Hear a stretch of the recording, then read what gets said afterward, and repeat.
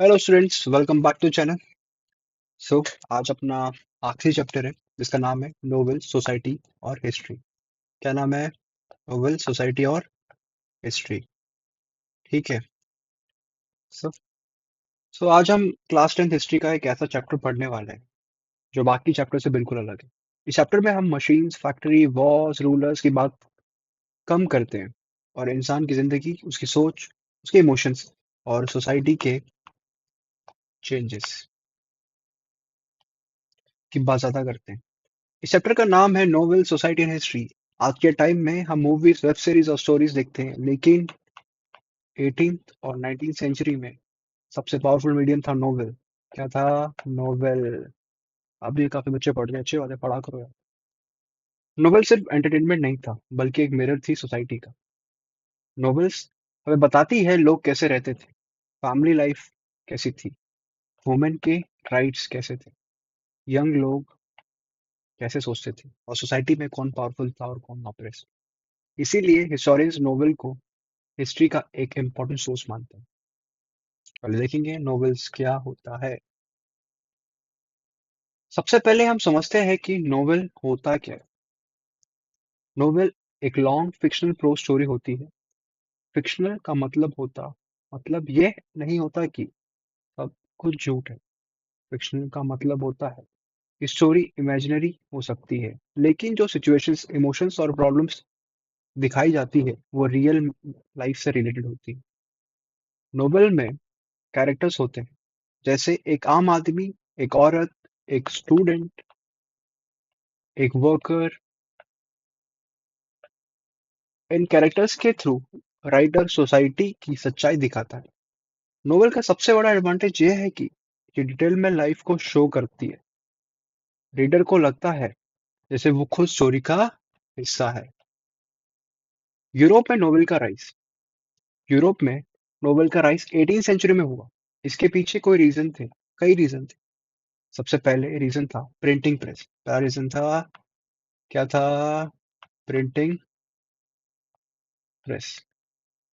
Printing press के आने से बुक्स चीप हो गई। अब बुक्स सिर्फ रिच लोगों तक लिमिटेड नहीं थी। दूसरा रीजन था लिटरेसी का बढ़ना। स्कूल्स और एजुकेशन सिस्टम डेवलप हो रहे थे। मिडिल क्लास एक्सपैंड हो रही थी। तीसरा रीजन था अर्बनाइजेशन। लोग विलेजेस से सिटीज में आ रहे थे। सिटी लाइफ फास्ट, लोनली और कॉम्पिटिटिव थी। नोवेल्स लोगों के लिए एक इमोशनल एस्केप बन गई।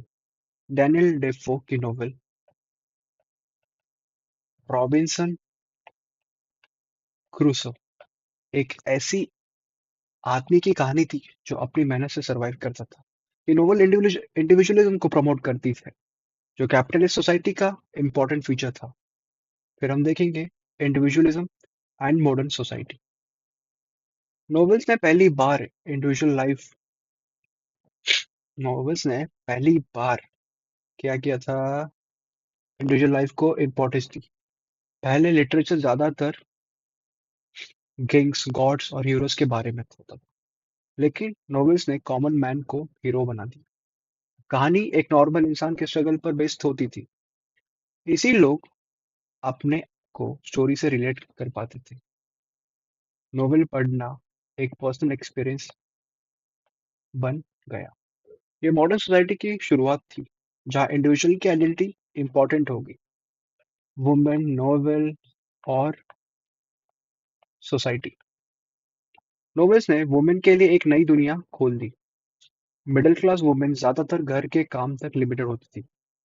नोवेल्स उनके लिए एक विंडो थी सोसाइटी को समझने की। वुमेन रीडर्स के साथ साथ वुमेन राइटर्स भी सामने आई। जेन ऑस्टिन जेन ऑस्टिन ने मैरिज, लव और वुमेन की एक्सपेक्टेशंस को रियलिस्टिकली दिखाया। नोवेल्स ने वुमेन को इमोशनली स्ट्रांग बनाया, लेकिन सोसाइटी के कुछ लोगों को लगता था कि नोवेल्स वुमेन को बिगाड़ रही है, उन्हें रेबेलियस बना रही है। इससे हमें पता चलता है कि नोवेल्स का इम्पैक्ट कितना पावरफुल था। Novels for young readers. जैसे जैसे एजुकेशन सिस्टम स्ट्रांग हुआ, चिल्ड्रन और यंग रीडर्स के लिए नॉवेल्स लिखी जाने लगी। इन नॉवेल्स का एम सिर्फ एंटरटेनमेंट नहीं था, बल्कि डिसिप्लिन और मोरल वैल्यूज सिखाना भी था। एडवेंचर स्टोरीज ने यंग माइंड्स को इमेजिनेशन और करेज सिखाया।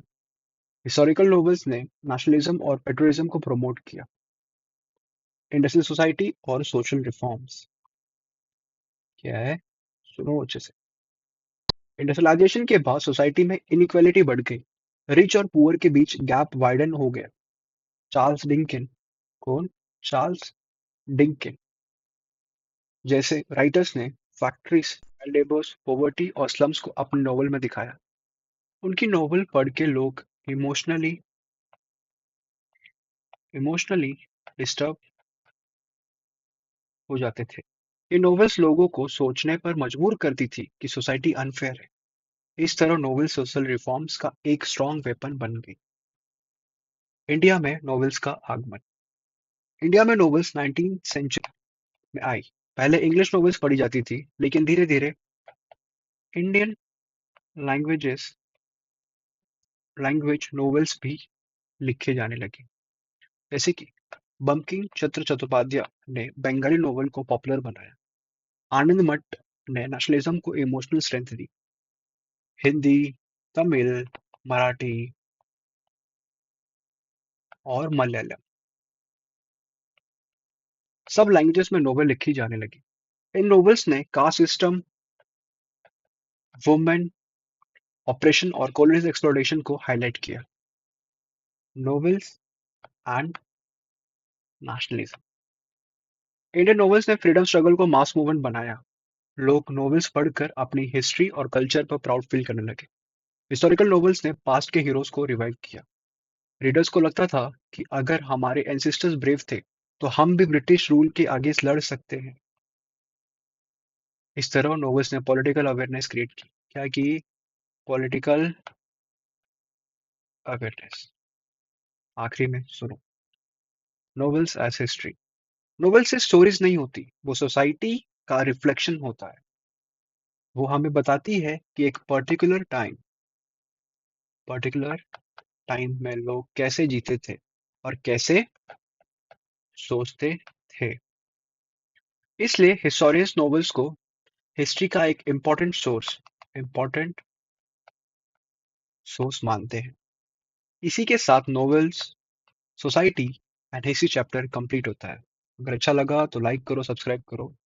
तो यहाँ पर हमारा कंप्लीट हिस्ट्री होता है। अब मैं नेक्स्ट साइंस पे लेके आऊंगा। अच्छा लगे तो वो भी देखो। चलो guys, thank you so much.